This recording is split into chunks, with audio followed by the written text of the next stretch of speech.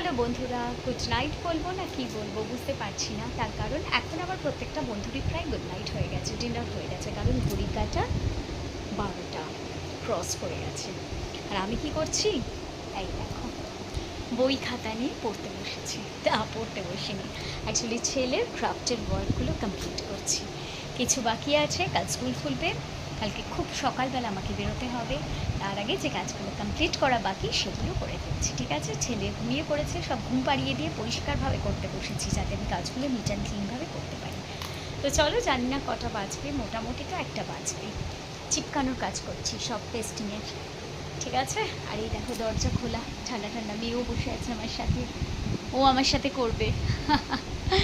থাক, মেয়ে এখন বড় হয়েছে তো তাই করতে পারে সব কিছু, অনেক হেল্প করে দিচ্ছে আমার, অনেক ড্রয়িং করে দিয়েছে। আর দেখো দরজাটা খোলা রেখেছি, বেশ ঠান্ডা ঠান্ডা হাওয়া আসছে। আজকে আমরা এই ঘরেই শোবো। তো চলো বন্ধুরা, বাকি কাজ করি, আবার দেখা হচ্ছে পরে। ওকে, গুড নাইট।